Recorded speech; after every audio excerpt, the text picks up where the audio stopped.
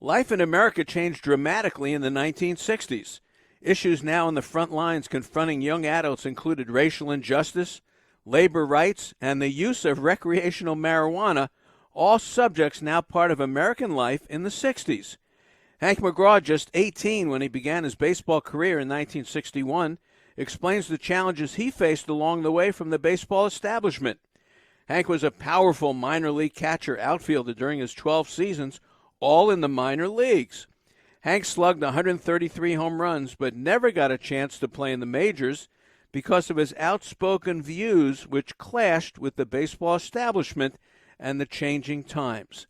Hank McGraw tells us about baseball life in America during the 1960s. My career kind of progressed slowly. I had some problems with baseball people. I was doing well. I was, top 10 batting, RBIs, home runs, and they lost their minds over my little bit of hair sticking out of the back of my hat. The Phillies suspended me without pay for a long time, and Marvin Miller called me. He said, "We need to win this case because this is going to start happening in the big leagues, and I want a precedent now." So he took my case, and he got all my money back, and from the suspension, all the travel money and everything. And because baseball was so different, I guess I got in the way sometimes, wondering why baseball wasn't coming along with the rest of the countries. I started with marijuana in 1965, and by 1967 I was a regular. One of my roomies early on was John Vukovic.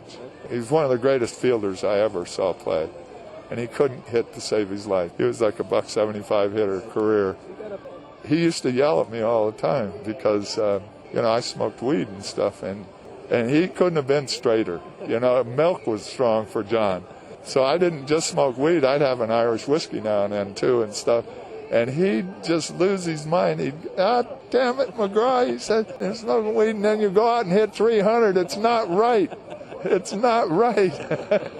But I couldn't keep my mouth shut. And it had to do not just with pot, but how a lot of the African-American players were being treated. There were a lot of problems in the 60s in this country, and one of them followed me into baseball, and that was African-American players getting a short shrift. The players on our ball club couldn't stay in the same hotels we were staying in.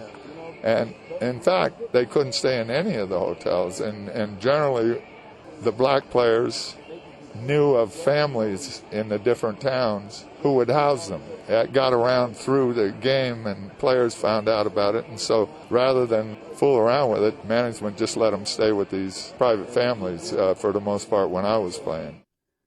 Hank McGraw, the older brother of Major League star pitcher Tug McGraw, played 12 seasons in the minor leagues with 18 different teams. He had 29 home runs in Salinas in 1964, 24 homers in the AA Eastern League in 1967, and 22 home runs in the AAA Pacific Coast League in 1970. But the call to the majors never came because he spoke out about life in America during the 60s. Perhaps no decade changed life in America more than the 1960s, and you saw it every day on the baseball field.